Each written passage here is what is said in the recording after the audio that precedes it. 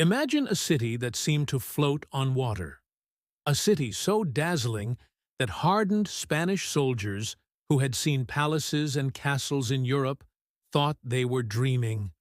This was Tenochtitlan, the legendary heart of the Aztec Empire. Located on an island in Lake Texcoco near today's Mexico City, Tenochtitlan was the capital city and sacred center of Aztec civilization. Founded, according to tradition, in 1345 CE, it rose into one of the greatest cities of the ancient world. But in 1521, it fell to the Spanish under Hernán Cortés, marking the final collapse of the Aztec Empire. At its heart stood the enormous Temple Mayor, a pyramid dedicated to the gods Huitzilopochtli and Tlaloc. This sacred precinct was the city's spiritual core.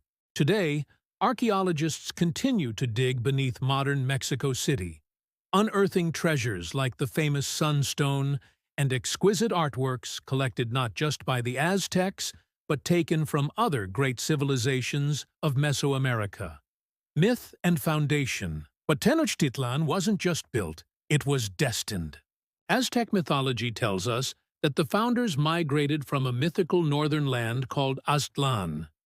Guided by priests carrying an idol of Huitzilopochtli, the god of war, the people wandered for years. Their god whispered to them, promised them wealth and power, but only if they obeyed. Their journey was filled with false starts, rebellions, and betrayals.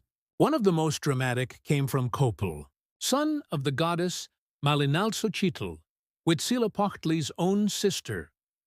He sought revenge for his mother's abandonment, but the war god helped his followers slay Copil.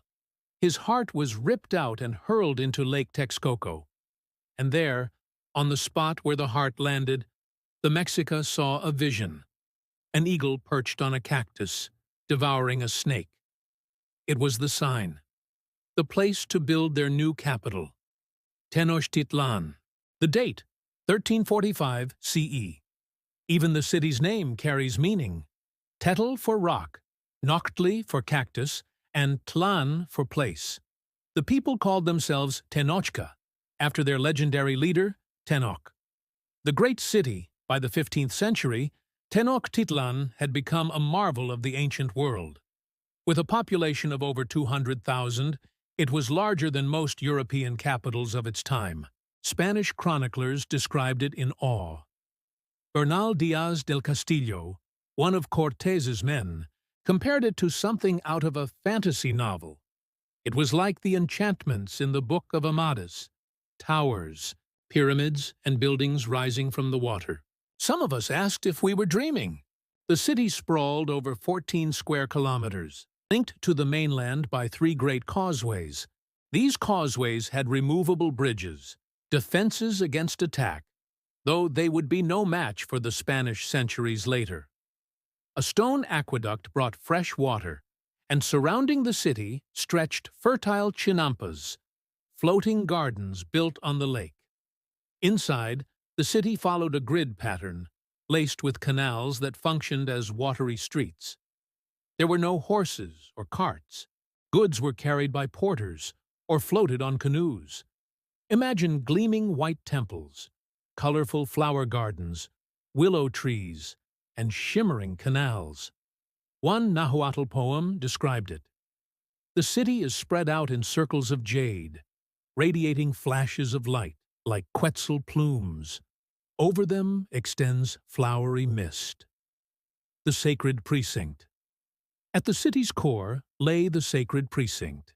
78 structures stood here, dominated by the Temple Mayor, flanked by the Eagle's House and the Pyramid of Tezcatlipoca.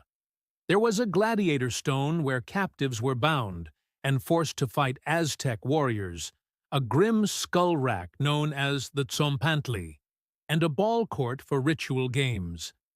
Temples to the gods Tonatiuh, Quetzalcoatl, and Tonantzin stood here as well. The Temple Mayor itself was breathtaking, a 60-meter-high pyramid with 2 shrines on top.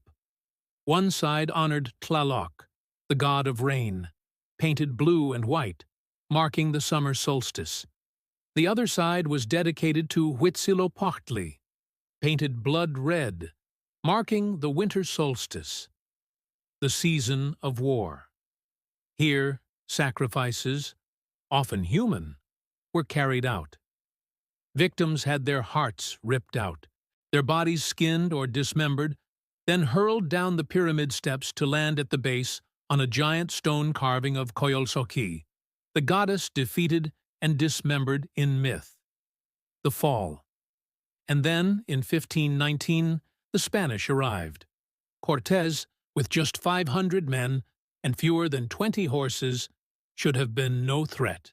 But by forging alliances with enemies of the Aztecs, especially the Tlaxcalans, he laid siege to the city. On August 13, 1521, after months of brutal fighting, Tenochtitlan fell. Its temples were torn down, treasures melted into gold, and its culture crushed. The ruins of the Aztec capital became the foundation of Mexico City, the capital of New Spain. Rediscovery. For centuries, the city's secrets were buried. But in the 20th century, excavations began, revealing layers of history beneath Mexico City.